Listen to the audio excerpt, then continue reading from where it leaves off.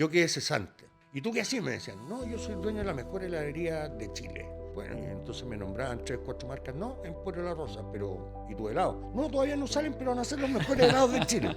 Y fuimos modelando el Emporio La Rosa como un concepto, así como el Starbucks era el living de la casa, vamos a hacer el comedor de diario de cualquier casa de Chile. Porque además la imagen de la señora que está en el logo es mi abuela. Yo no sabía que era emprendedor hasta que se juntó el hambre con las ganas de comer. Yo cuando vendía helados de chocolate era de chocolate. Y lo que tiene que hacer hoy día el chileno es escoger gente que efectivamente la mire diciéndole, pero la verdad que ellos sienten.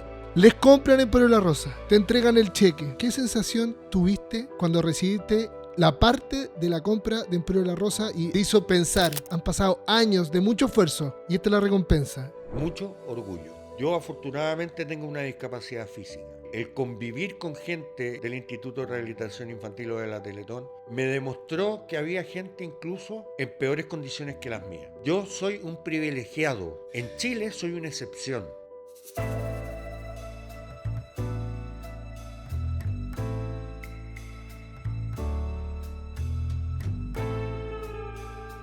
22 de octubre a las 10 de la mañana, don Francisco Undurraga. Bienvenido a Somos Rentables. Oiga, muchas gracias, Jaime Matías, por esta invitación. De verdad, muy entretenido venir a conversar con gente inteligente. Muchísimas gracias. Oye, cuando salga este capítulo, van a faltar pocos días para las elecciones. Así es. ¿Va a haber algún cambio, crees tú? Yo creo que van a haber todos los cambios, porque la gente todavía, si bien es cierto, las encuestas dicen que la gente tiene posición, lo que se ha visto estadísticamente e históricamente es que la gente toma posición prácticamente sobre la veda de las encuestas. Ahí se concentra, o sea, todavía no hay tanto ambiente de elecciones, si bien es cierto está la franja, hay debate, hay confrontación de ideas, pero la gente se espera hasta el final para tomar, como siempre, yo creo que la decisión más acertada desde su punto de vista. Yo soy opositor al gobierno del presidente Boric, así que creo que se equivocaron, pero la gente y la ciudadanía no se equivocó en ninguno de los dos procesos constitucionales bajo mi punto de vista. El tiro del mundo de la política, pero también hay una persona atrás, también hay una historia de una familia numerosa. En mi caso, yo lo admiro y lo vengo admirando hace muchos años, porque estuve en el mundo de la comida rápida, tuve locales de comida rápida, y para nosotros, cuando veíamos como inspiración en empresarios, era Francisco Undurraga uno de ellos, junto a tu hermana Teresa. Así es, la Tere fue la que me invitó a participar en este emprendimiento, en este sueño. La Tere tenía un local en Merced, esquina Monjita, en la Punta de Diamante, ahí al frente del Parque Forestal, que era un almacén de barrio, donde ella se propuso que este almacén incluso fuera un punto de contacto de los vecinos. Se dejaban cartas, las cuentas, mensajes. Ella partió con abarrotes, por eso se llama Emporio, y yo quedé cesante. Y la Tere muy generosamente me dijo, oye, para que no jodáis a la Paulina, mi señora, ven a buscar pega desde una mesa aquí, si total, esta cuestión no tiene tanto movimiento, en fin, y yo empecé a mirar, a calcularle los precios, y dije, está perdiendo plata como un cerdo. Además, los clientes le decían, ella vendía un muy buen jamón, tenía un rico pan, todo tercerizado, nada de producción propia. Entonces le decían, oye, ¿por qué no en esa baguette no me hacía un sándwich de jamón? Entonces le cobraba los gramos de jamón, la baguette, le hacía un sándwich, y digamos, yo decía, pero estáis locos. Hay valor agregado acá. O sea, hay mucho más que valor agregado. Entonces empezamos a desarrollar un concepto, empezamos a mirar. En ese entonces además trabajaba con nosotros como jefe de local, trabajaba con la Tere, yo ahí me asocié con ella, una persona que había trabajado, a mi gusto, en la segunda mejor heladería de Chile después de Emporio La Rosa, que era el Sebastián. Mira, no la conozco.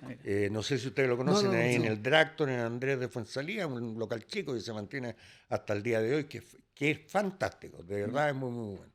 Y él nos insistía, oye, ¿por qué no le hace una modificación y pone una heladería? Porque el negocio del helado es bueno, además es tirador en términos de que entra gente, se compra un helado y después compra otras cosas, y un café, y en fin.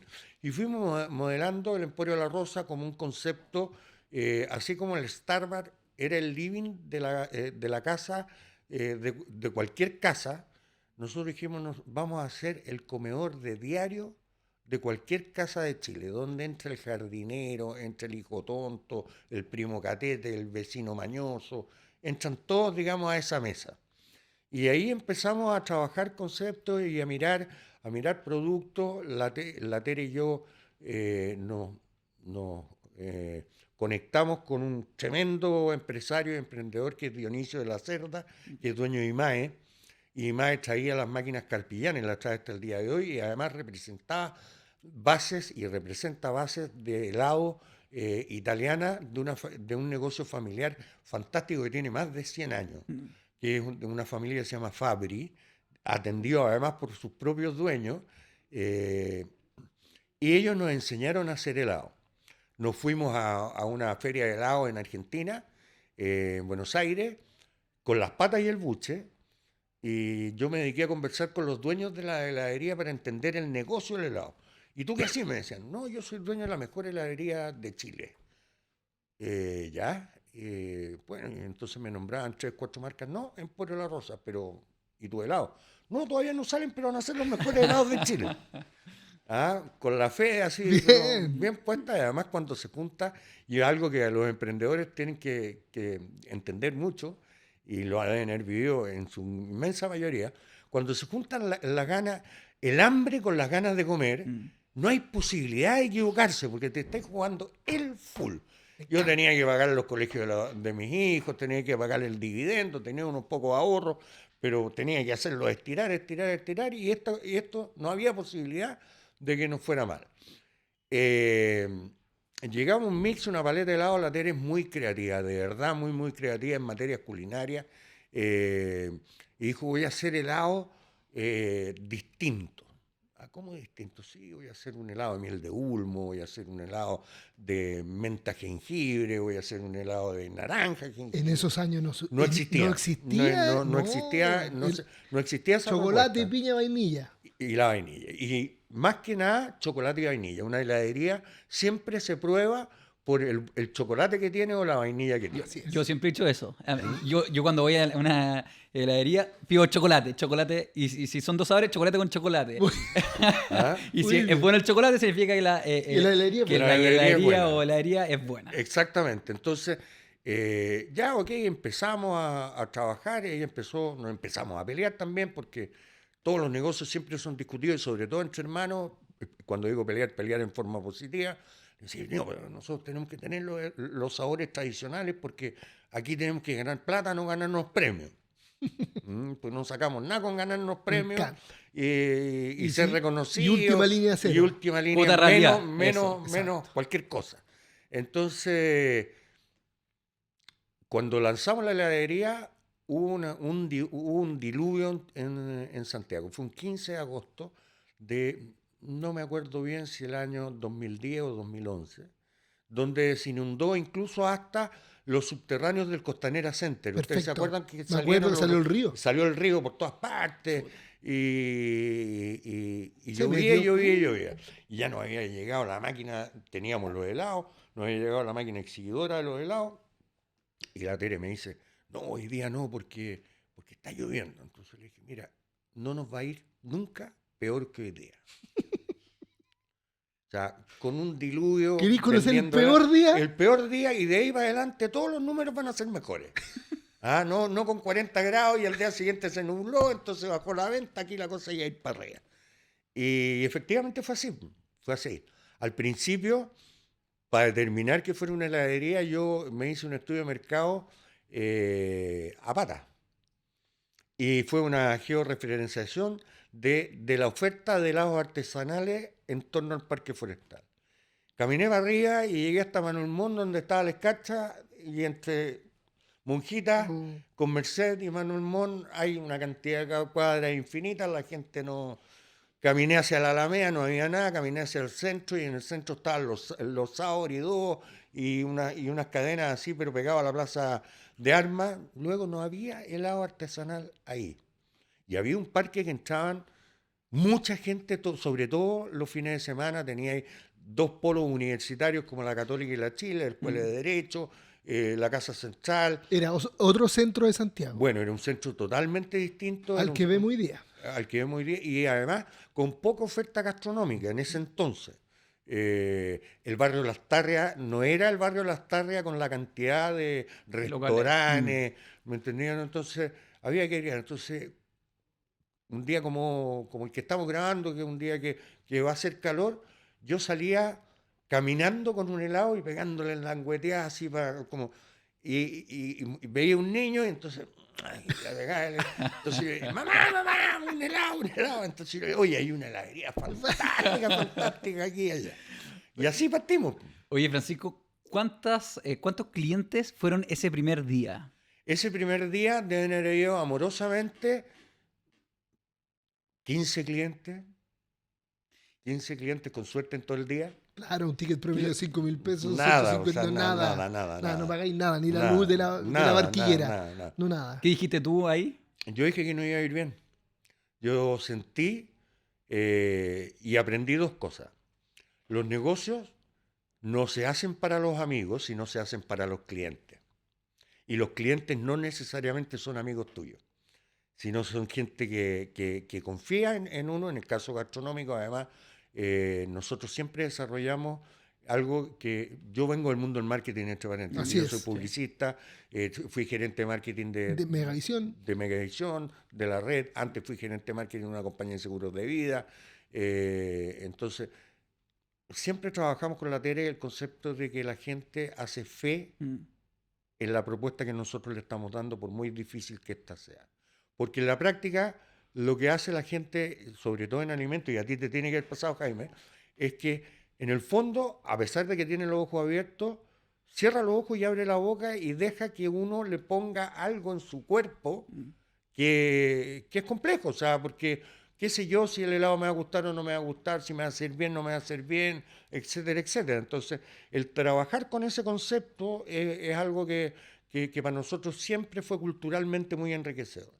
¿Te costó convencer a tu hermana? Porque tu hermana viene más del lado gastronómico y claro, primer día, 15 clientes, chuta, miedo. tiene que haber dormido muy mal esa noche. Mira, dormimos todos mal durante mucho rato, digamos, o sea, obviamente, porque esta cosa no es que al día 2 ya estáis vendiendo 4 palos, Sí. ni mucho menos, o sea, no. Además no cabían físicamente en el local. Yo me acuerdo perfecto cuando una hermana me dijo, ¿quieres probar un helado de rosa? No, esto es imposible. Dije, no, pueden haber helados de rosa. Hay una heladería en el centro de Santiago que vende helados de rosa. Exactamente. No lo puedo creer. Sí. Es imposible. De pétalos de rosa. Debe ser asqueroso. Es exquisito. Vamos a verlo. Y con la Caro vamos. Veo, me acuerdo perfecto. Había muchos artistas viviendo también en esa Bueno, zona. era un barrio, y es un barrio bien bohemio. Súper bohemio, de muchos artistas y famosos también, Sí, gente que correcto. salía en televisión, entonces era entretenido ese local. Y voy y pruebo el helado de rosa y era como, wow. Y ese efecto wow que tenía el Emporio, yo no sé si lo perdió o no, pero yo creo que los catapultó a lo que llegaron a hacer. O sea, fueron inspiración de nosotros que estábamos comenzando por allá y lo llegaron a vender. Bueno, nosotros trabajamos mucho, fue un proceso largo, fue un proceso además de expansión de ese local. Ese local no daba, digamos, económicamente para hacer un buen negocio, era una entretención. Entonces de ahí nosotros saltamos al Parque Arauco, ahí hubo otra discusión porque estamos traicionando el concepto del barrio y en fin, y qué va a pensar la gente, etcétera, etcétera. Bueno, y llegamos a la conclusión que nosotros podíamos generar un espacio en un mall, porque el mall finalmente sigue siendo lo que McLuhan siempre dijo que es la plaza de todos los chilenos. La gente va a calentarse en el invierno, va a no pasar calor en el verano, no necesariamente va a comprar, va a vitrinear, pero siempre tiene que alimentarse. Y lo bueno de la heladería en un centro comercial es que tú entras y cambia la temperatura a los pocos segundos, ese frío se convierte en una temperatura un poco más cálida y puedes consumir helado a diferencia de un barrio. Totalmente. Sí, pues, ¿Y cómo creaste ese helado de rosa? ¿A quién se le ocurrió no, crear? todos los helados se le ocurrieron a la Tere. Bien. Ya, y O sea, cuando- yo le hago un homenaje a mi hermana porque de verdad es una creativa. Hoy día ella está en el mundo de los gin, de los licores y de los chocolates. Tiene un negocio en Franklin, una destilería y una propuesta bien interesante que vale la pena ir a ver.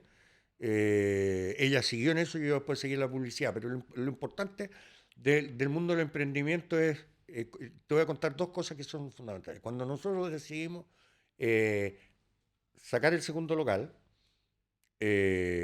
porque dos Undurraga no cabíamos en 40 metros cuadrados además, y además a mí me gustan los emprendimientos, creo en el emprendedor, pero tengo vocación empresarial. Yo creo que cuando uno hace un emprendimiento y cree que el chiste es solo el emprendimiento y no le mete la fuerza para que de emprendimiento pase a ser empresa, Mm. tenés muchas más posibilidades de equivocarte y anularte en el mercado, en la industria en la cual tú estás compitiendo. Entonces, yo tuve que perseguir al gerente comercial del Parque Arauco para convencerlo de que nuestra propuesta era una propuesta atractiva. Entonces, no solamente lo invitamos a almorzar, a que conociera la heladería en ese punto de venta, sino además lo tuve que perseguir. Yo tengo una casa de veraneo en Santo Domingo, yo supe que él vivía que también tenía una, y que iba a cierto almacén a comprar todos los fines de semana, y yo lo esperaba. Y lo esperaba, y lo esperaba, y lo esperaba, hasta que lo logré convencer. Y ahí armamos, digamos, el segundo local, después vino uno en Roger de Flor, por aquí cerca, después nos fuimos al Paraíso, a lo que era el antiguo Café Riquet, nos fuimos a la Dehesa, y se nos ocurrió además, después de un tiempo, 2 o 3 años, Mm. dijimos, ¿sabéis qué? Si esta es la mesa del comedor de diario, ¿por qué no le llevamos nuestros productos a través de los supermercados a sus clientes, a nuestros clientes, para que no necesariamente vayan a un local, sino que puedan disfrutar de esto? Famoso off-trade. Ah, On-trade, el sí, local, correcto. y se fueron al off-trade. Y eso terminó representando más del 30% de la venta global Wow. del emporio, donde además desarrollamos toda una cosa con recetas familiares, culturalmente de comida chilena. Nosotros vendíamos tomaticán, porotos granados, lentejas, etcétera, etcétera. Cosas que habitualmente hoy día lamentablemente no se comen en el día a día, digamos. En la casa de uno, por lo menos cuando yo soy un viejo ya de 60 años, pero en la casa 3 veces a la semana había legumbres sí o sí, digamos, y poca carne y siempre tallarines, digamos. Eh, entonces, llevamos estos productos congelados, más los helados.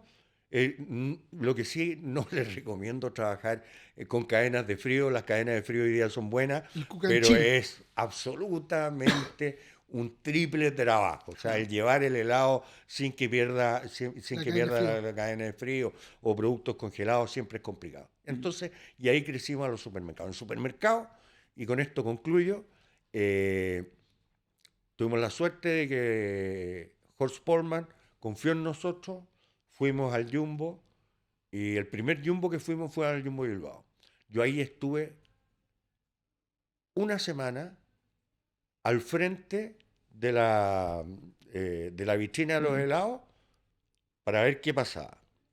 El primer día pasaron, no sé, 30 personas y dijeron, ¡cacha, están los helados del Emporio! Y seguían.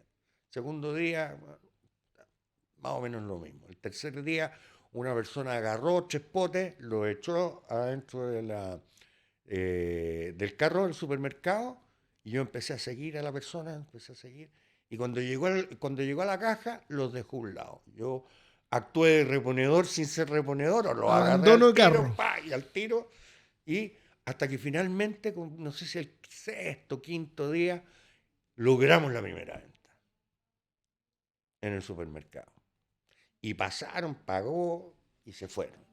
Algo que a mí me interesaba mucho porque aquí la receta de don Francisco para mantenerse en la televisión también tenía que pasar acá. O sea, si no había en ese entonces, a don Francisco siempre lo cuenta, si no le mandaban cartas diciendo que estaba viendo ese sábado gigante, digamos, lo podían sacar muy rápidamente del canal. Bueno, a nosotros nos pasaba más o menos lo mismo. Además, nosotros escogimos competir por precio y por calidad con Häagen-Dazs y no con los helados masivos, era un helado premium, entonces, y es un segmento alto con un precio High ticket. evidente, entonces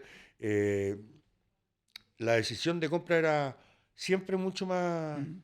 más difícil para los clientes, pero Y bueno, compitiendo con marcas internacionales, Heineken bueno, es una bomba. es una bomba y además es un helado industrial, pero de muy buena Muy calidad. buena.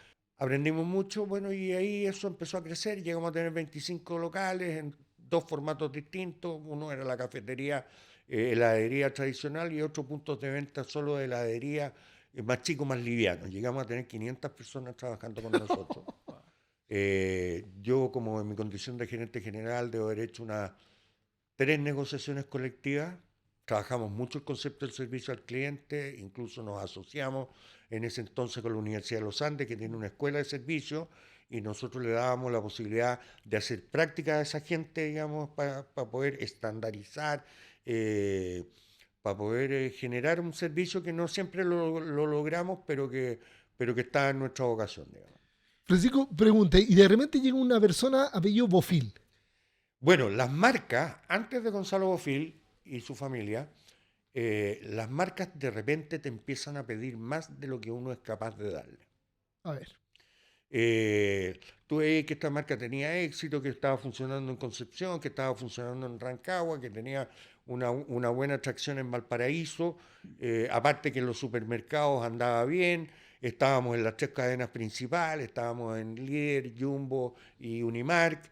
eh, Necesitábamos de una infraestructura y como este producto o este emprendimiento es un emprendimiento cuya atracción es el flujo de dinero que te entra Mm. más allá no había un negocio en nosotros inmobiliario detrás, Mm. porque nosotros como andábamos persiguiendo a la gente, nosotros estábamos buscando buenos puntos y los buenos puntos estaban en los moles, entonces y los moles no Se te venden, arrendan. digamos. Entonces, los activos fijos que nosotros teníamos prácticamente eran sillas, vasos, Mm. puras weas. ¿Mm? Que para el hecho de vender, digamos, no sirven para nada, pero como yo vengo del mundo del marketing y la Tere es muy creativa y me acompañó mucho en eso, también ella estudió ingeniería comercial, eh, nosotros decidimos potenciar una marca y crear una marca. Mm. Entre medio, no me acuerdo si fue Gino Falcone o alguien de la industria que me dice, oye, manda un Twitter en ese entonces, dice, felicitaciones al Emporio La Rosa por haber salido en un ranking como una de las mejores heladerías del mundo. Habíamos salido como 17 más o menos en ese ranking. Entonces yo dije a la Teresa, ¿sabéis qué? No pongamos 17 porque creo que es 17. Pongamos una de las 25 mejores heladerías. Y quién sabe cuántas heladerías hay en el Claro. mundo, ¿me entendí, no? Puede ser 8 también. Pues obvio, entonces no, era la nuestra y habían ido y después seguimos rankeando. Bueno, entonces se empezó a generar una marca potente con un muy buen flujo de gente, con un ticket de cafetería, Mm. no un ticket de restaurante, Mm. y se nos acercaron varias personas. Nosotros nuestra primera intención fue asociarnos, pero el negocio no era tan grande e interesante para que la gente quisiera poner capital, digamos, y decir, ya, ok, vamos, hay negocios que son mejores, digamos, Mm. y los inversores, bueno, ustedes lo saben mejor que nadie, digamos, no solamente buscan rentabilidad, sino potencial de crecimiento Así de cada es. uno de los negocios. Y nosotros la verdad es que, aunque no lo hubiésemos multiplicado por 5, era un negocio que nunca iba a ser una gran empresa, Mm. digamos, en términos de facturación. Sí facturaba muy bien para lo que era, digamos. Y finalmente la Tere se va un año a estudiar afuera, yo me quedo a cargo, se me acercan los Bofil y dicen, nos interesa este negocio, queremos comprar. Y ahí empezaron los tires y aflojas, hasta que llegamos a un precio que a ambos nos dolió. Déjame profundizar un poco, Francisco, en eso que dijiste, quizá en una frase, se acerca, me imagino, Gonzalo Bofill. ¿Cómo es? Ayer, de hecho, Jaime vino una emprendedora que me decía, oye, ¿cómo vendiste? Y le decía, mira, no estaba buscando vender la empresa y se acercaron. Y le expliqué, le conté un poco la historia. ¿Cómo fue en el caso tuyo? ¿Te llamó Gonzalo Bofill? ¿Te escribió un WhatsApp? No, sé, nosotros nos habíamos contactado antes con ellos, digamos, para ver si les interesaba ser socios nuestros. ¿Qué significa ser socio? ¿O qué tenías tú pensado ser socio en ese minuto? Darle una participación con aumento de capital, con presencia en el directorio, manteniendo nosotros la gestión del mismo. Perfecto. Para disminuir la deuda y poder tener capital de expansión. En un plan de expansión a 3 años y llegar a una cantidad de locales distinta a los que teníamos y obviamente sobre los 80 100 locales, doblarnos. Perfecto. ¿Ya? ¿Y tú le hiciste esa propuesta a Gonzalo Bofill y te dijo que no? A uno de los hijos de Gonzalo Bofill. Yo Ya. a Gonzalo Bofill lo conocí posteriormente. Él tiene un diseño de negocio, uno que es a través de accionistas como Carosi, Costa, etcétera, etcétera, digamos, y tiene un diseño de negocio familiar, digamos, donde está San Francisco Loncomilla hoy día, está Emporio La Rosa, Paletas. Paletas, tiene comida Mm, mexicana, etcétera, etcétera. O tenía en ese mm. entonces, yo no sé lo que tiene hoy día. Empezó a comprar harto heladería. Sí, le gustó el negocio Sí. del helado, es que el negocio del helado de verdad es muy atractivo. Perfecto. Y ahí tú hablaste con uno de su hijo y dijo que no le interesaba No le interesaba, pero después ellos vieron una oportunidad y volvieron y nos ofrecieron un dinero que nosotros le dijimos, pasamos. Pero ellos en el fondo estaban ahí con el bicho, al cateo de la laucha, como al le cateo de dicen. la laucha. Para un emprendimiento que se convierte en una empresa, participar de un proceso de venta donde además te tienes que asesorar con personas con una expertise que no vale el corazón que uno le ha puesto, Mm. sino que los números y el orden. Nosotros tuvimos 2 hitos para prepararnos en el fondo inconscientemente para esto. El primero es que nosotros decidimos que toda nuestra producción era centralizada. Entonces nosotros mandábamos todos los días a los puntos de venta porcionado absolutamente todo. O sea, desde el grosor del jamón para el sándwich hasta los helados que En obviamente estaban bacha. en Mm. bacha o los porotos granados que iban en su porción al vacío, etcétera, etcétera. O sea, para no dejar la posibilidad de la creatividad a nadie más que a quienes estamos controlando el producto, luego estamos controlando la Estandarizado. marca. Todo estandarizado. Y el segundo hito, cuando nosotros fuimos a Valparaíso, nosotros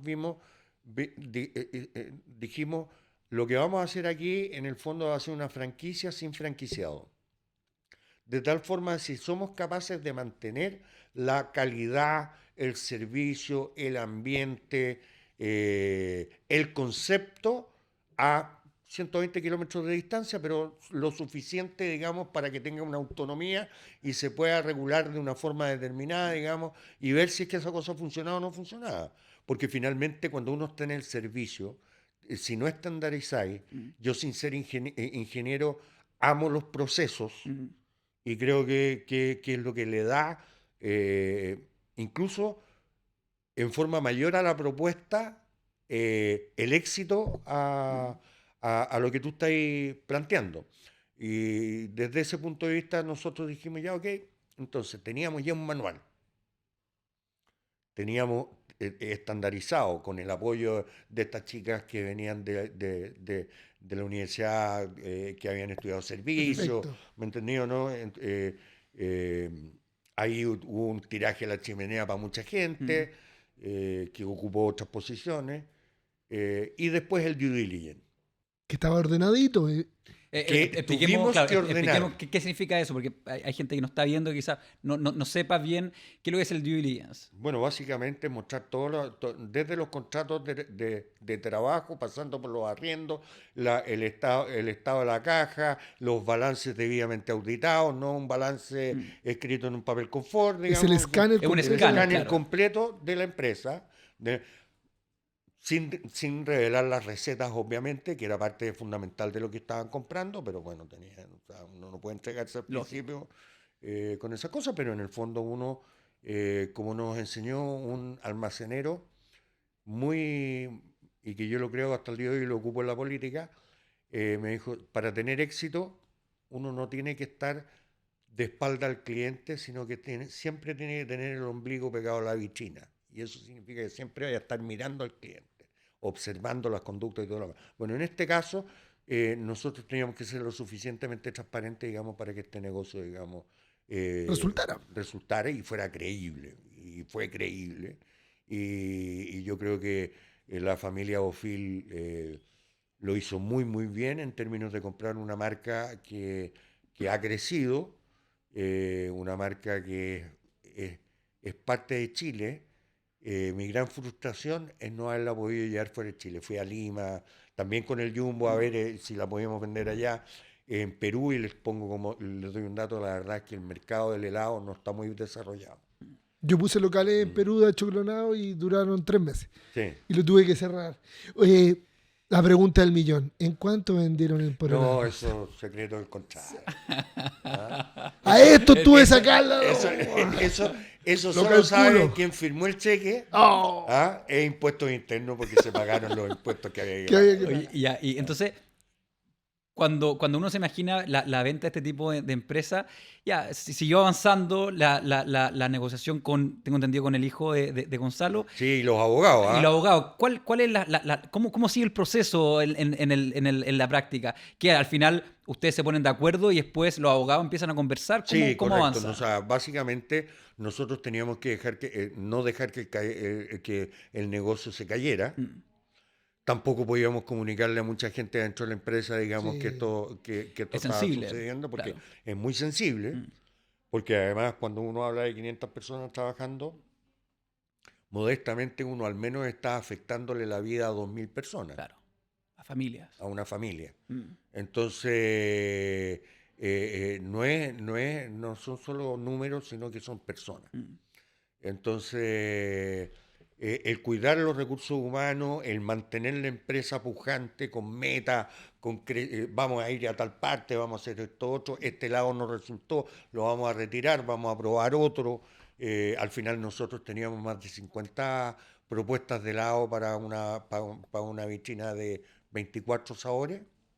Lo íbamos cambiando, ¿me entendieron? ¿No? Porque obviamente la gente pide variedad, pero quien más pide variedad, curiosamente, y ahí es donde de repente también nos equivocamos, y ojo, es que somos los propios emprendedores o empresarios que nos aburrimos de vender quizás lo mismo siempre. y la gente Cuando, quiere lo mismo y siempre. la gente está acostumbrada a Algo. ir a comer su helado sí, Claro. de Y tú le estás rosa. metiendo Oh. 40 tipos más y dices, "Pero si yo vengo a comer el de chocolate, Chocolate, po, no, claro, vengo, lógico. no vengo a probar el... Yo me acuerdo en Achoclonado cuando estamos generando cosas nuevas, barbecue, porque algo nuevo. La gente compraba choclo con mantequilla. Chao. Eso es lo que quería. El resto eran puras ideas de uno que tiene que estar en la innovación, que es importante Claro. también. Francisco, necesito imaginarme, necesito transportarte esta imagen. A ver. Antes de seguir con este capítulo, te dejo invitadísimo a ver nuestra plataforma somosrentable.com, el primer crowdfunding inmobiliario donde puedes invertir desde los 15 millones de pesos, donde nosotros coinvertimos en cada uno de los proyectos inmobiliarios que hay en la plataforma y donde desarrollamos proyectos propios. Te invitamos a sacarle mayor rentabilidad a tus ahorros a través de nuestra plataforma. Te esperamos en somosrentable.com y seguimos con este capítulo. Les compran en Emporio La Rosa, Sí, te entregan el cheque, sí. tu cheque, tu participación, y cuando Sí. ves ese monto, lo hablas con tu familia. ¿Qué sensación tuviste cuando recibiste la parte de la compra de Emporio La Rosa y de darse un monto que te hizo pensar, de decir, estuve desempleado, me llama mi hermana Teresa, han pasado años de mucho esfuerzo y esta es la recompensa? ¿Qué sentiste? Mucho orgullo, mucho orgullo. Yo creo que los negocios se perfeccionan en el pago, no se perfeccionan en la orden de compra. Y aquí finalmente se concluyó un proceso que obviamente nos dejó huérfanos también. Yo por mucho tiempo no fui a ningún local del Emporio La Rosa, ni comí ningún producto del Emporio La Rosa porque no quería verme involucrado sentimentalmente que esto, oye, ¿cómo puta, lo hicieron mejor? Güey? ¿Y cómo nosotros no fuimos capaces de, o le cambiaron la imagen en esto? Porque además la imagen de la señora que está en el logo es mi abuela, Mm. que había muerto en la década del 60. Yo no la conocí, yo soy el nieto mayor. Entonces, había y hay, digamos, un orgullo de haber sido partícipe de la creación de una marca con un reconocimiento a través de la venta, por cierto, a tu gestión, a la creación. Ahora bien, son montos que de todas formas uno tenía que trabajar, seguir trabajando, tenía que seguir haciendo cosas. O sea, yo no soy rentista y además por convicción y doctrina no podría ser rentista. O sea, siempre me pasa que analizo oportunidades, aunque no las concrete. Yo hoy día estoy 100% dedicado al trabajo político como diputado. No he hecho nunca un negocio, ni me he aprovechado de ninguna ley que se esté haciendo. Pero uno siempre mira y dice, oye, ay, esta cuestión a lo mejor uno Como podría... emprendedor siempre. Como emprendedor uno Obvio, siempre po. está Parte buscando... de tu esencia. Exacto. Y yo no sabía que la tenía. Yo no sabía que era emprendedor hasta que se juntó el hambre con las ganas de comer. Mira.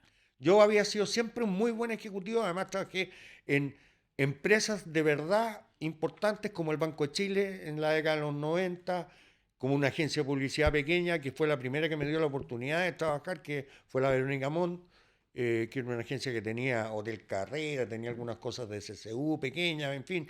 Siempre Ella un buen hizo... ejecutivo. Sí, yo siempre fui un buen ejecutivo y era bueno para hacerle ganar plata al resto. Eh, y trabajé en el Grupo Cruzat, en la época del Grupo Cruzat que se construyó el edificio aquí en Apoquindo, Cruz Blanca, en fin.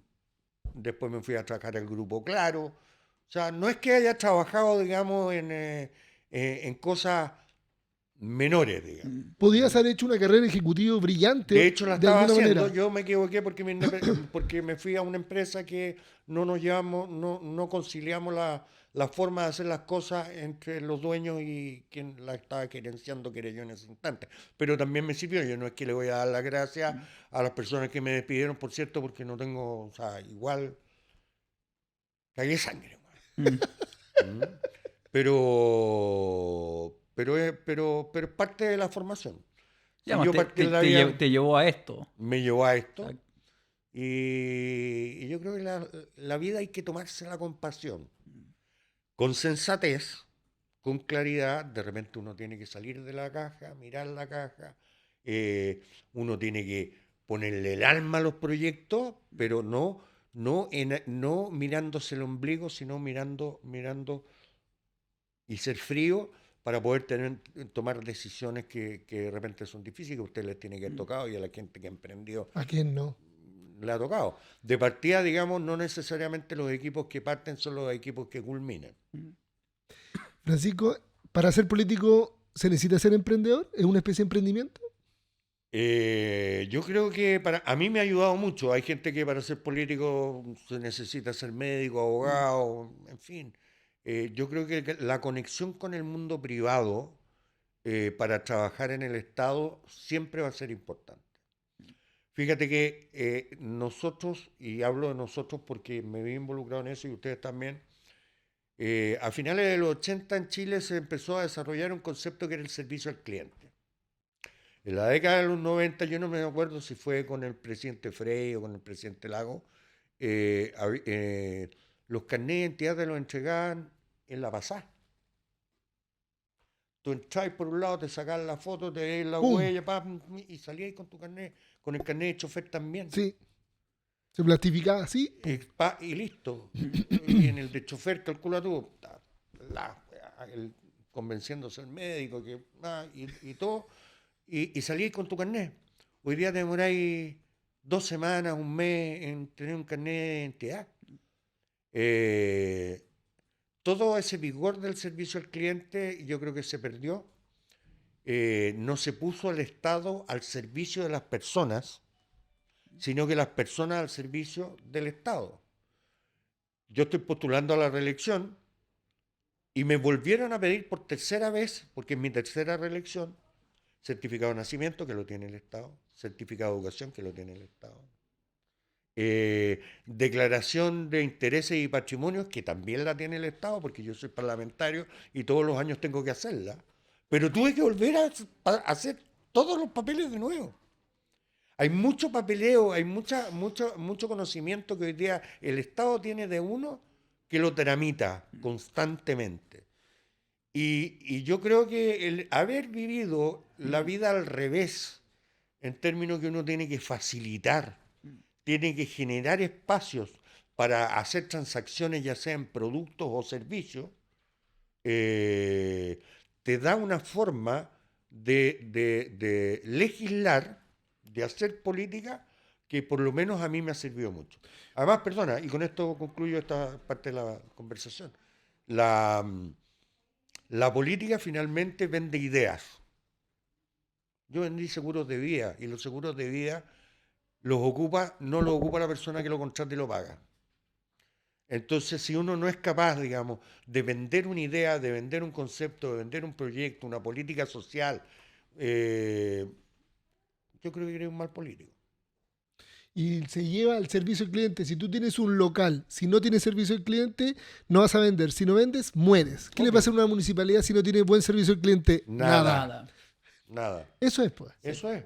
Porque finalmente todo el esfuerzo que ha hecho la inmensa mayoría de Chile, y no solamente los dueños, aquí no nos confundamos, no solamente los dueños, sino los activos principales que tiene toda y cada una de las empresas, que son sus colaboradores, enfocados, digamos, a un propósito determinado, como es entender que uno vive a través del cliente, y sin el cliente no hay sueldo, y sin sueldo no hay posibilidad de generar un proyecto de vida propio.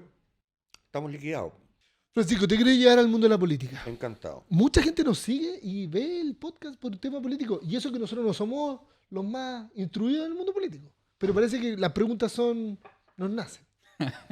¿Qué te parece hoy en día la farándula, el periodismo y la política? Cuando en los matinales se están peleando a quién destroza más a un político. Lo hemos visto con las personas que lideran los matinales, que les gusta tener políticos y les gusta destrozarlos en vivo. Antes había mucho respeto. Hoy en día esto es descarnado.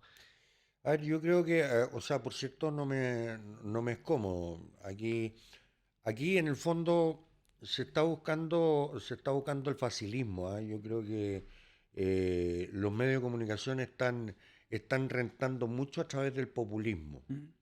Y hay muchas personas que se están prestando para ese juego, digamos, y planteando cosas facilistas, populistas, que nosotros sabemos los que hemos venido al mundo del emprendimiento, que no es así. Las vueltas son duras, las vueltas son costosas. Churchill solo le prometió al pueblo inglés trabajo, trabajo y trabajo, hambre, sudor y lágrimas. No le prometió ganar la guerra o vivir en paz. Para vivir en paz había que pasar hambre, había que sudar y había que llorar. Y hacerlo con compromiso de todos.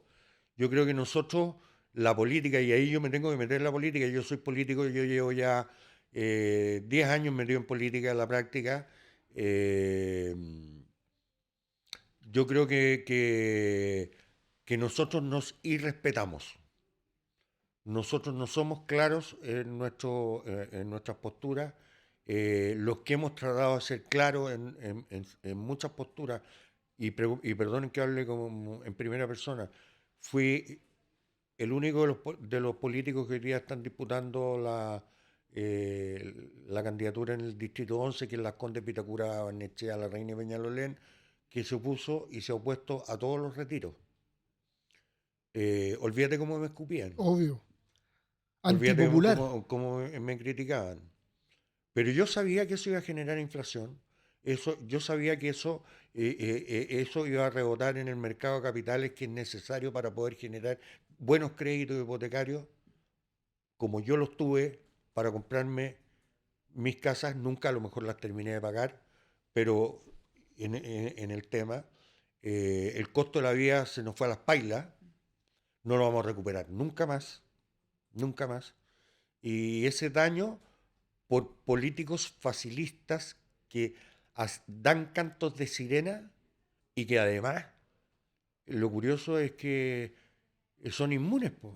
Nadie los castiga. Entonces, hoy día, el 16 de noviembre, a lo mejor yo voy a ser castigado por cosas que a la gente no le ha gustado, no votando por mí, y otras me van a premiar votando por mí. Pero creo que lo importante es no hablarle a los animadores de los matinales, sino que hablarle a la gente y hablarle con la verdad.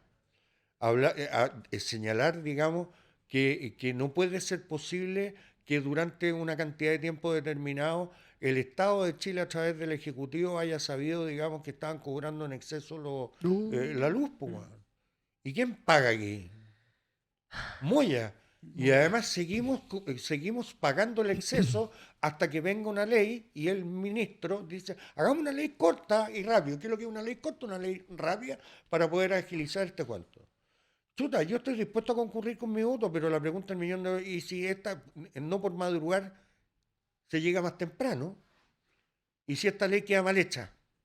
Por hacerla rápida. Por hacerla rápida. ¿Entendían? Entonces, hoy día nos estamos jugando muchas cosas como para caer para caer en la farándula. Hoy día nos estamos jugando muchas cosas para hacer moneditas de oro. Porque además yo creo, y lo vi y lo viví tanto siendo empleado como empleador, en la política a nosotros los políticos se nos olvidó lo fundamental, que la gente nos escoge y nos pone en una posición para que lideremos. ¿Qué es lo que hacen ustedes en sus empresas? Ustedes están señalando el rumbo, están diciendo por aquí vamos. Ustedes cuando llega un cliente y les dice, oye, ¿dónde invierto? Tú le dices allá. No dices, mira, las encuestas dicen que invierte acá. Liderazgo. Liderazgo. Y yo creo que a Chile le hace falta retomar los buenos liderazgos. El problema de por qué llega la gente que llega a la política, primero porque la gente la vota, pero antes que eso porque hay partidos políticos que las proponen. ¿Y por qué las proponen? Porque un defecto de origen. Los partidos políticos se financian a través de la votación de diputados. Entonces, el número de votos que sacan en la Cámara de Diputados con todos sus candidatos es el equivalente a la cantidad de dinero que le van a dar anualmente Para por los financiarse 4 años para financiarse. su ingreso. Entonces, obviamente, llevar un gallo responsable, un buen pesado, que dice las cosas como son, a lo mejor en algunas vota de acuerdo a quien lo está escogiendo, a la opinión popular, y en otras vota en contra, y llevar gente conocida, sin ni una preparación. Bueno, si al final del día los partidos políticos tienen que vivir.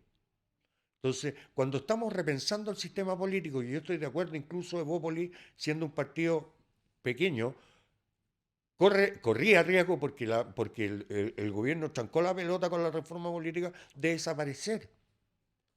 Y estábamos dispuestos a desaparecer.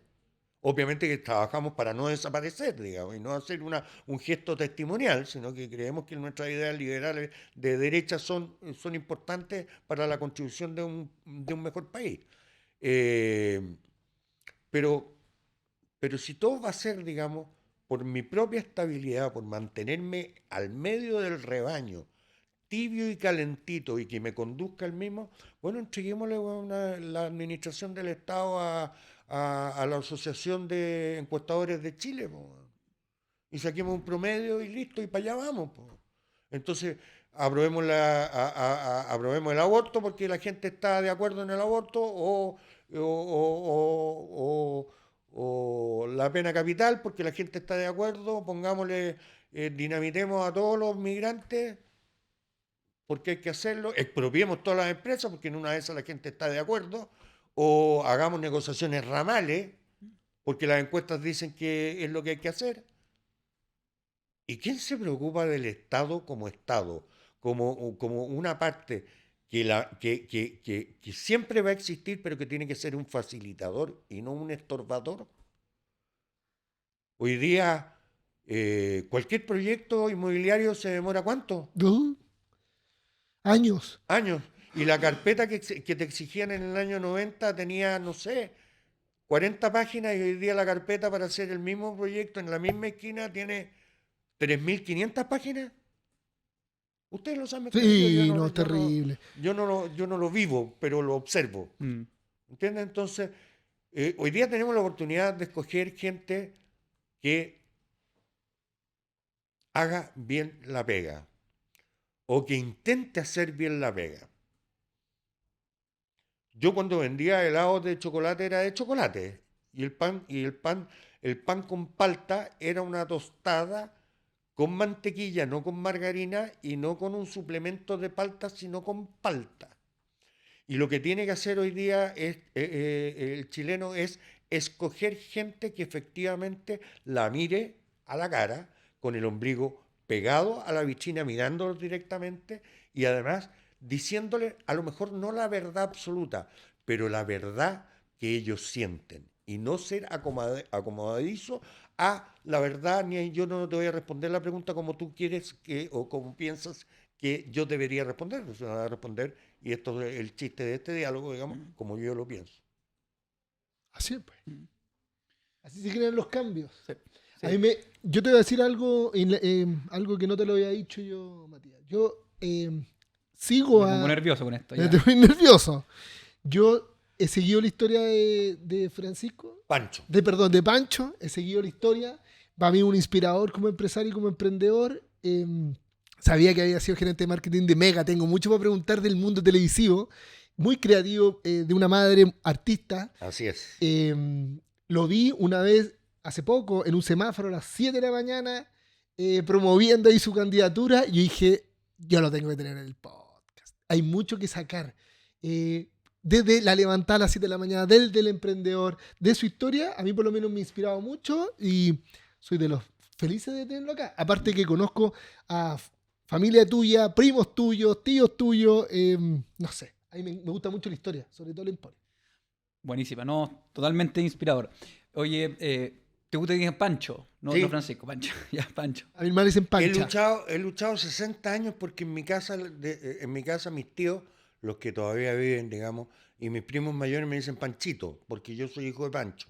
Ya. Entonces, y mi hijo también se llama Juan Francisco, igual que yo. Pero mi hijo le dicen Willy. Juan. O Willy, ¿no? Sí, Willy, pero él se firma Juan. Ya. Mi papá decía, nunca aceptes que te digan Jaimito, porque lo mismo que te digan ahuevonadito. Eso me decía a mí. Así que yo acepto que me digan Jaimito. Eso, Jaimito, ya Jaimito, ya. Me diste ahí material No, de para la semana. para la semana. Oye, Pancho, vámonos a los inicios, cuando naciste, tu primer año. Tú naciste con una condición física Sí. particular. ¿Cómo fue, primero, quizás contar muy brevemente la historia, las razones, pero después, cómo fue el salir adelante? Y todos tenemos que salir adelante, todos tenemos dificultades. Oye, unos son más inteligentes que otros son, o sea, todos tenemos deficiencias en todo índole. Entonces, me imagino que para ti simplemente avanzaste tu vida, pero al punto que hoy es que, ¿cómo tú lo viviste? Porque partimos la entrevista y yo veo un gallo súper exitoso, más allá que comparta o no comparta ciertas Empeñoso hoy día. cosas políticas. Oye, podemos Pero eso entrar es evidente. pero del punto de vista, del punto de vista empresarial, exitoso. O sea, vendió una empresa, no nos dijo el monto, pero vendió una empresa a un grupo económico muy importante como el Grupo Phil. Trabajó como ejecutivo en empresas muy grandes. Por lo tanto, un hombre exitoso. Pero, Empeñoso y pero exitoso. ¿cómo fue? ¿Cómo partiste y cómo te afectó? ¿Cómo lo viviste tú? A ver, mira, yo nací producto de un accidente automovilístico que tuvo mi madre cuando yo tenía más o menos un mes y medio de gestación. Estamos hablando en enero, febrero, marzo del año 65. Eh, la llevaron y le sacaron una radiografía. En ese entonces, además, las mujeres se demoraban 3 meses en decir que estaban embarazadas. Entonces le sacaron radiografía, pero llegó inconsciente y eso quemó el feto en toda la parte derecha. Yo no tengo del codo para abajo en el brazo, de la rodilla para abajo en la pierna derecha y tenía la pierna izquierda, pero tenía la planta del pie en 180 grados, entonces me la amputaron para poder caminar. Eh, Era algo no previsto, era algo que no, que además se mezclaba en esa época con una pastilla que le daban a las mujeres para el mareo que generó la talidomía, situación que no era el caso de mi madre y no es porque sea ni mejor ni peor, sino que así fue. Y cuando yo nací, bueno, fue como el chiste de la oreja, digamos. O sea, estoy contando que le faltan 2 piernas, pero le falta un brazo, después le faltan 2 brazos, en fin. O le faltan las 2 piernas, bla, bla, bla. Y háblale fuerte porque además es sordo. Porque no había mucho conocimiento del por qué. Pero tuve la suerte de caer en manos de buenos médicos desde el principio. Todos ya muertos, pero grandes personas que orientaron a mis padres. Yo me empecé a rehabilitar físicamente, y hago la distinción, en el Instituto de Rehabilitación Infantil que es el antecesor a Teletón. ¿Ya?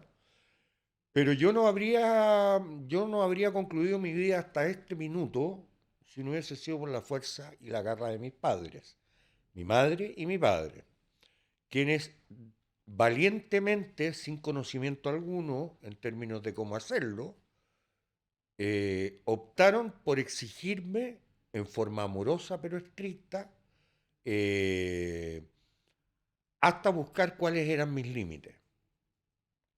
La primera parte, bueno, la primera parte de la vida es siempre bastante más grata porque finalmente, claro, yo no podía correr como mis primos, pero eran mis primos y entonces estaban todos obligados a jugar conmigo y no había mucho enredo ahí, digamos, ¿me entendió, no? Mi papá me enseñó a andar a caballo, me enseñó a nadar, obviamente que no esquío porque además es como si ustedes anduvieran con zancos, digamos, pero fui scout, fui a campamento. Conmigo se empezó a hacer inclusión no solamente familiar. Yo después entré al mismo colegio que habían estado mi bisabuelo, mi abuelo y mi padre, San Ignacio del Bosque. San Ignacio del Bosque, correcto. Y ellos hicieron inclusión escolar sin que existiera ninguno de los dos conceptos. Hoy día hay una ley, digamos, que te obliga, digamos, a los colegios, digamos, a aceptar a personas con discapacidad. Ahí me enfrenté por primera vez a un mundo distinto, porque era gente que no me conocía y no estaba obligado, digamos, a quererme por el hecho de quererme, digamos. O sea, fue duro, evidentemente fue duro, porque los niños no son malos, pero de repente somos crueles. Entonces, claro, cuando te tiran en el chiste de ¿cuántos alumnos hay en este curso? 37 y media. La primera vez uno se ríe, la segunda también, pero la quinta, la sexta, la octava ya te hay como cabreando. No obstante, tengo grandes amigos desde esa época que los mantengo hasta el día de hoy, que nos queremos infinitamente, infinitamente. Yo en segundo medio hice una crisis psicológica y repetí de curso. Y yo creo que eso fue muy bueno para mí. Además coincide con toda la época de la pubertad, que debe ser la más dura, porque no solamente estar en un colegio de hombres, que te acepten y que después que se acostumbren a ti, que te quieran, que te respetan, que te confronten, pero finalmente en una habitualidad, sino después había que salir a bailar, po. Había que ir de fiesta, y había que ir a la fiesta de 15 del colegio tanto, o a la fiesta del colegio X, y obviamente a mí me dan ganas de sacar a bailar, y claro, y no bailo extraordinario, yo creo que bailo pésimo, pero por lo menos bailo. eh, ¿Cómo se llama? Todo era bien mientras estaban los rápidos, venían los lentos y todos salían arrancando, todas salían arrancando. Pero me di la maña el ingenio, fui pololo, pololeato, me dediqué más a la cosa eh, social, no en términos de a la acción social, sino a la relación interpersonal. Fui jefe de la barra del colegio durante 3 años. eh, Mucha gente me conoce hasta el día de hoy, y se recuerda de esa época. eh, y descuidé mucho los estudios. O sea, en vez de encerrarme en una biblioteca, digamos, y protegerme, y validarme en algo que yo creo que es lo correcto, que es el conocimiento, entonces me tuve que dar la vuelta larga. No entré a la universidad. Mis papás ya estaban desesperados. Mi mamá estudia, sé profesor de religión, o sea, y no tengo nada contra los profesores de religión, Saca algo. pero saca algo, Algo.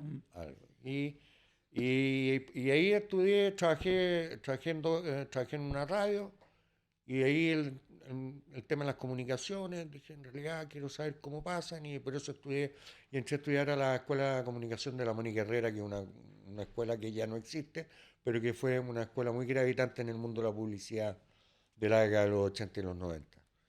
Y ahí después empecé mi vida, digamos.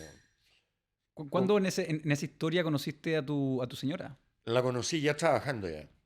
La conocí a las 3:30 de la mañana de un día, de una víspera de un feriado en la discoteca Oz, en Bellavista. La saqué a bailar. Ella me había visto en un par de programas de televisión, dando mi testimonio apoyando a la Teletón. Luego ya conocía toda mi historia y nos enganchamos y llevamos juntos desde el año 92, nos casamos en el 94 hasta la fecha. Tengo 3 hijos, el mayor de 29 años, que se casa el próximo año, una sola mujer que tiene 26, que está abogada, que está trabajando, armando sus armas en ese mundo, y un chico que tiene 23, que está, espero, en algún minuto terminando diseño. Él sacó toda la beta artística que viene de mi familia, mi madre es artista, yo tengo un tío escultor que es Premio Nacional de Escultura de Chile, de Arte de Chile, Pancho Casitúa. Mi madre una grabadora, fue decana de arte de la Finisterra. eh, una vertiente por el lado materno muy... Y mi abuelo paterno me enseñó a trabajar. ¿Por qué? Porque nosotros éramos dueños de la viña Undurraga, entonces todos los nietos tenían que trabajar en el verano un mes en la viña. Unos cargaban, otros vendimían, cosechaban, otros agarraban botellas, y a mí me hacía hacer el inventario, porque como físicamente no, entonces tantas etiquetas de tanto, tantas botellas de esta otra, tantos litros de vino, etcétera, etcétera, etcétera.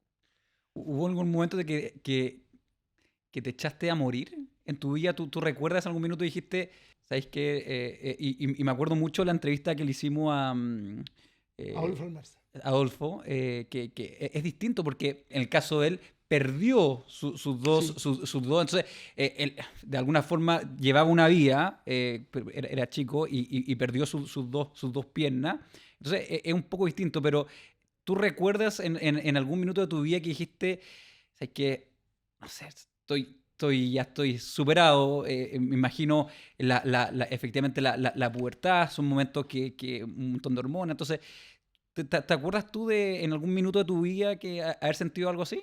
Mira, yo más que en la pubertad, que por cierto fue violenta, pero ahí estaban mis papás empujando y siempre atentos, ayuda psicológica.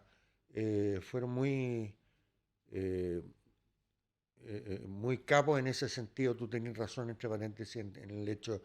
Claro, yo me siento normal porque Mm, esta es mi normalidad, lógico. ¿ya? O sea, yo no he perdido nada. Mm, He adquirido, a través de la evolución de las prótesis, mayor mm. movilidad, etcétera, etcétera. Eh, yo te diría que el día más duro de mi vida, de verdad, fue cuando un amigo mío, muy bien intencionado, me consiguió una entrevista de trabajo en una agencia de publicidad muy importante. Y el gerente me miró y no se atrevió. Y no se atrevió porque las agencias de publicidad finalmente son empresas de servicio y no supo cómo podía afectarle a los clientes esta situación y no quiso correr el riesgo. Ahí yo sentí que se me truncaba de alguna otra forma el futuro hacia adelante, porque además, a pesar de tener un negocio en ese entonces que era familiar, hoy día ya no es de la familia nuestra, eh, yo nunca quise trabajar en el negocio familiar. Yo siempre aposté a mi propia independencia. Nunca aposté, he querido ni he pretendido que me vean como el hijo de, el nieto de, el hermano de, sino como el quien soy, con mis defectos, con mis taras, con mis torpezas y con mis aciertos. Entonces, de hecho, yo salí de la agencia de publicidad que estaba trabajando y me fui a trabajar al Banco de Chile. Y desde la agencia, armamos el área de crédito consumo del Banco de Chile que se llama Credit Chile. Nosotros le pusimos la marca, le ganamos la licitación a empresas grandes. En fin, fue un trabajo que no me tocó liderarlo, pero sí me tocó participar del mismo. Y del banco me dijeron, oye, ¿por qué no tenía que hacer cargo desde aquí al tema?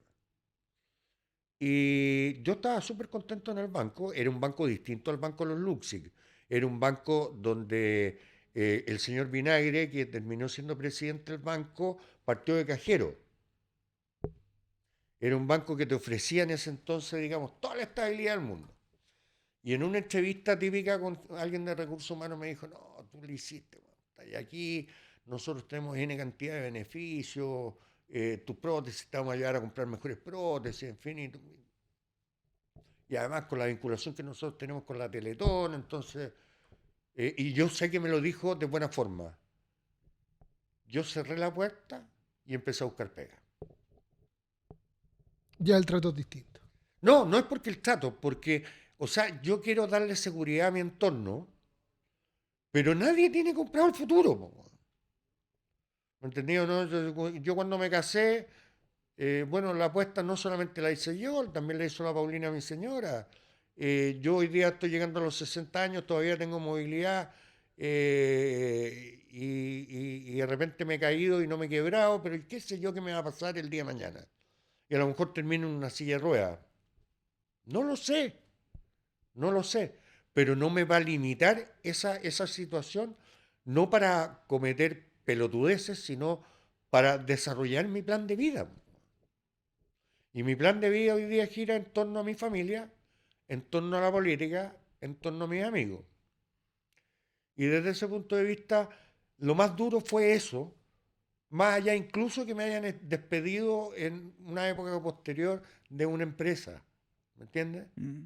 Porque ahí yo sentí que, puta, ¿cómo lo hago para que la gente confíe en mí?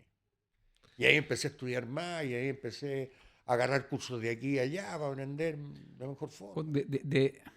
Si tuvieses que identificar, y volvemos a lo de antes, que para ti tú solamente has crecido porque naciste de esa forma, pero ¿de dónde se saca? Y me acuerdo siempre de personas que, y quizás nosotros mismos, que muchas veces uno se achaca o uno se tira para abajo o las personas, no, yo no puedo. Y la verdad es que, claro, con ejemplos como Adolfo o distintos ejemplos que uno va viendo en la vida, uno dice, oye, o sea, hay una cuestión de mentalidad. ¿Tú de dónde sacas esa fuerza? Oye, le voy a dar para adelante y a lo que venga, porque eso es lo que, eso es tu testimonio al final, es que le voy a darle hasta lograrlo. Bueno, pero nadie está obligado a lo imposible, punto uno. O sea, yo no me he puesto metas eh, fomes ni fáciles, pero tampoco me he puesto metas que la práctica no las pueda cumplir. ¿Entiendes o no? O sea, yo afortunadamente tengo una discapacidad física, sí. Y te digo afortunadamente porque me construyó el carácter, me construyó mi personalidad. El convivir con gente en ese entonces del Instituto de Rehabilitación Infantil o de la Teletón, me demostró que había gente incluso en peores condiciones que las mías. Yo soy afortunado porque además vengo de una familia que me protegió, me impulsó y me dio los medios para poder hacerlo. Situación que lamentablemente hasta el día de hoy no necesariamente se cumple como un estándar en Chile. Soy afortunado porque entré al mismo colegio que entraron mis abuelos y mis bisabuelos. Yo soy un privilegiado. Y desde ese punto de vista, en Chile soy una excepción. Si no tengo clara conciencia de aquello, no podría haber tenido el éxito y también los fracasos que tuve y que he tenido y a lo mejor voy a tener. Yo no sé qué vaya a pasar el 16 de noviembre conmigo mismo en materia eleccionaria. No depende de mí. Mi trabajo llega hasta un punto y la gente tendrá que evaluarlo. Ahora, yo no ando tirando las muletas en política por delante para que la gente me respete.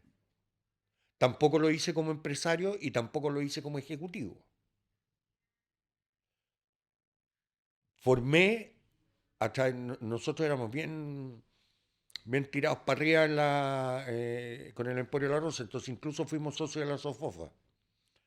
Y formamos y me invitaron a participar, digamos, en la red de empresas inclusivas que incluso la presidí. Y el peor negocio de la inclusión es la falta de procesos para poder generar inclusión.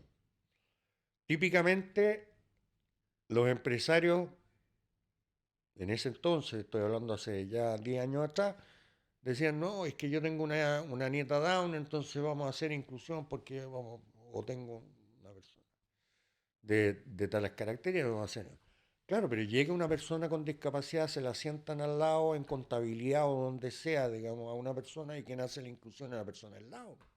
Y no es la empresa, luego no es la sociedad, no es el país. ¿Está? Entonces yo tengo que reconocerme que si hubiese nacido 60 años antes de lo que nací, probablemente mi bisabuelo me habría tenido en el campo familiar y no me habrían conocido ni los vecinos del campo. Y no porque sea una mala persona, sino porque no había cómo tratarlo. Si yo hubiese no nacido en la clínica que nací, con los médicos que me acompañaron, y no hubiese tenido los padres maravillosos que tuve y las hermanas exigentes y maravillosas que tuve, y hubiese nacido en la periferia de Santiago o en provincia, a lo mejor tampoco estaría sentado aquí. Entonces, desde ese punto de vista, yo tengo que reconocer que he sido un privilegiado. Claro, usted dice, pero el privilegio, pero te faltan dos piernas, un brazo y un dedo en la mano izquierda. ¿Cuál es el privilegio? El privilegio es que en estas circunstancias he podido salir adelante con los medios que me entregaron y los he podido aprovechar. Y para mí, más allá de en cuánto se vendió el Emporio de la Rosa o qué tantas elecciones ganaste o con cuántos votos lo hiciste, es que mis hijos entiendan que en Chile las personas que tenemos alguna situación de privilegio, no solamente tenemos que mirarnos al ombligo, no solamente tenemos que velar por la estabilidad familiar, que hay que hacerlo, sino también hay que entregarle al país. A través de productos, a través de servicios, a través de agregarle valor a las cosas que uno hace y también a través de la cosa pública. Entonces, cuando la gente se queja porque los políticos son malos, bueno, pero ¿cuántos de ustedes se dedican a la política? ¿Cuántos compañeros de universidad de ustedes se dedican a la política? Eh, Mi hijo, uno es periodista, el otro es abogado y el otro va a ser diseñador. No digo que tengan que dedicarse a la política, pero oye, si hubieran sido cientistas políticos y yo hubiese sido empresario en el minuto en que a lo mejor no me habría gustado. ¿Por qué? Porque cómo van a vivir, qué es lo que van a hacer y cómo se van a desarrollar. La vida vale la pena vivirla solo por el hecho de estar aquí y vivirla. Y es penca el que con lo que tiene no es capaz de salir adelante.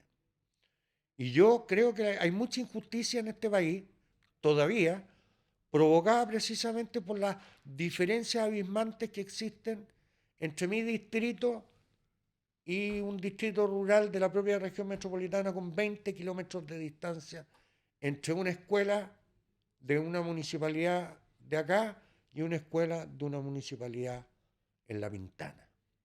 10 kilómetros de distancia, y los futuros que le estamos entregando a esos niños no son los óptimos. Este gobierno hizo desaparecer la calidad educacional. Si a mí no me hubiesen educado mis padres, me hubiesen educado en los colegios, el instituto donde yo fui, no habría llegado a ser lo que yo hoy día hago, que no es mérito mío, sino es mérito de mi entorno, que me enseñó que las cosas se tenían que hacer de esa forma. A lo mejor es complicado y confuso para la gente que me está escuchando, pero aquí necesitamos, digamos, como país, involucrarnos más todos en la cosa pública. El podcast que ustedes están haciendo es involucrarse en la cosa pública. No soy yo el aporte, pero sí el aporte en la generación del diálogo que aquí se produce. Y de verdad, yo soy un convencido que tenemos que dejar de hablar de este país.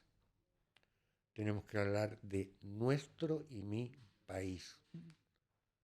Y así como si no hay compromiso en las empresas para sacarla adelante, y hay gente que rema para cualquier otro lado, y tú tenés que ordenar el batallón para que se alineen, ya sea un batallón de 2 personas, un batallón de 10.000 personas, detrás de un objetivo. Y es lo que tenemos que hacer hoy día con Chile. Inspirador. Muy, muy interesante. Oye, Hoy ha pasado volando. Ha pasado volando. Realmente yo creo que además descubierto ciertas historias que además siempre decimos que muchas veces no se dan porque uno va a un programa de televisión y te sacan la cuña, tenés 5 minutos. Creo que además estos formatos permiten conocer a las personas y sus historias de forma mucho más profunda. Así que te agradecemos por venir, por ser parte del podcast. Y gracias también por la apertura de contarnos tu historia, de contarnos lo que hay hecho a título personal, empresarial y además ahora como político. No, muchas gracias a ustedes. De verdad, las campañas son siempre muy rápidas y vertiginosas, y este espacio me sirve incluso a mí para reforzar cosas y replantearme cosas, y les agradezco profundamente. Un espacio de diálogo con respeto.